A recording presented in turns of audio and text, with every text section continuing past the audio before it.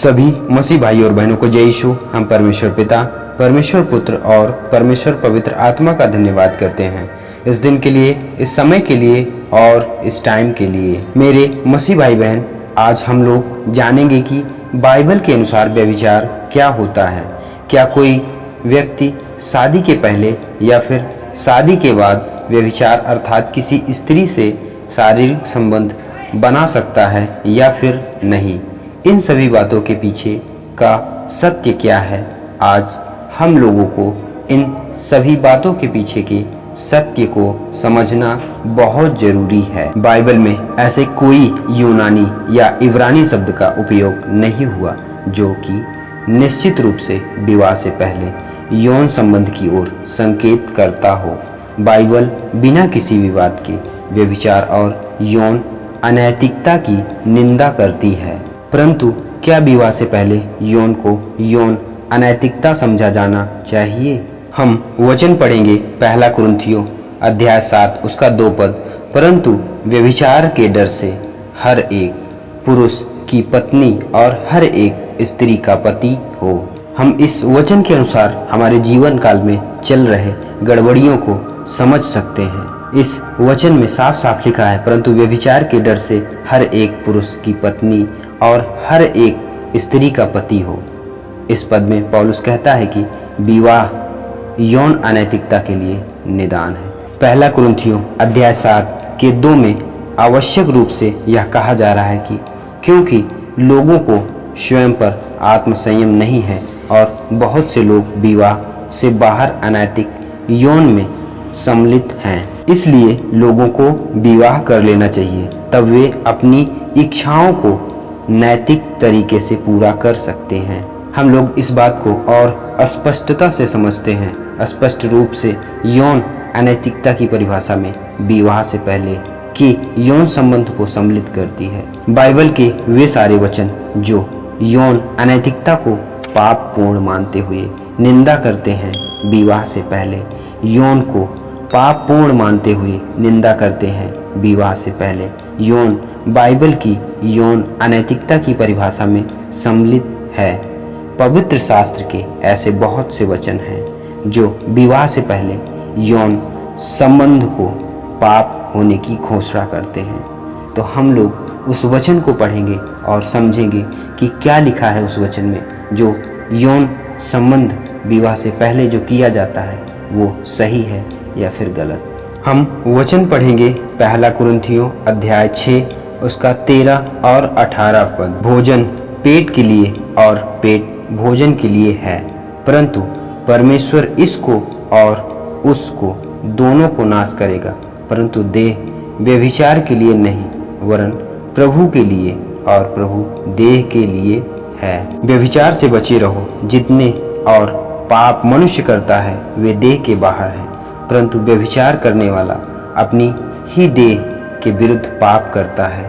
हम आगे और वचन पढ़ेंगे पहला कुरिन्थियों अध्याय 10 उसका 8 पद। और ना हम व्यभिचार करें जैसा उनमें से कितनों ने किया, एक दिन में 23,000 मर गए। दूसरा कुरिन्थियों अध्याय 12 उसका 21 पद हम पढ़ेंगे। और मेरा परमेश्वर कहीं मेरे फिर से तुम्हारे यहाँ आने पर मुझ पर दबाव डाले और मुझे बहुतों के लिए फिर शोक करना पड़े जिन्होंने पहले पाप किया था और उस गंदे काम और व्यभिचार और लुचपन से जो उन्होंने किया मन ना फिराया। इफिसियों अध्याय 5 उसका 3 पद। और जैसा पवित्र लोगों के योग्य है वैसा तुम में व्यभिचार और किसी प्रकार अशुद्ध काम या लोभ की चर्चा तक ना हो। कुलूसियों अध्याय 3 उसका 5 पद हम पढ़ेंगे। इसलिए अपने उन अंगों को मार डालो जो पृथ्वी पर हैं, अर्थात व्यभिचार, अशुद्धता, दुष्कामना, बुरी लालसा और लोभ को जो मूर्ति पूजा के बराबर है। पहला थिस्सलुनीयों अध्याय 4 उसका 3 पद हम पढ़ेंगे। क्योंकि परमेश्वर की इच्छा यह है कि तुम पवित्र बनो, अर्थात व्यभिचार से बचे रहो। यहूदा अध्याय 1 उसका 7वां पद हम पढ़ेंगे। जिस रीति से सदोम और अमोरा और उनके आसपास के नगर जो इनकी नाई व्यभिचारी हो गए थे और पराये शरीर के पीछे लग गए थे, आग के अनंत दंड में पढ़कर दृष्टांत ठहरे। इब्रानियों अध्याय 13 उसका 4 पद हम पढ़ेंगे। विवाह सब में आदर की बात समझी जाए और बिछौना निष्कलंक रहे, क्योंकि परमेश्वर व्यभिचारियों और पर स्त्रीगामियों का न्याय करेगा। अधिकतर हम यौन संबंधों में मन बहलाव के पहलू की ओर, इसके अन्य पहलू प्रजनन अर्थात संतानोत्पत्ति को पहचाने बिना ध्यान केंद्रित करते हैं। यौन संबंध विवाह के दायरे के भीतर आनंददायक होते हैं। परमेश्वर ने इसे इसी तरह से बनाया है। परमेश्वर चाहता है कि पुरुष और स्त्री विवाह की सीमाओं में रहकर यौन क्रियाओं का आनंद लें। श्रेष्ठ गीत और बाइबल के कई अन्य संदर्भ जैसे कि नीति वचन 5:19 यौन के आनंद का स्पष्ट विवरण देते हैं। तथापि एक दंपति को समझना चाहिए कि परमेश्वर की मनसा यौन संबंधों में संतानोत्पत्ति भी सम्मिलित करती है।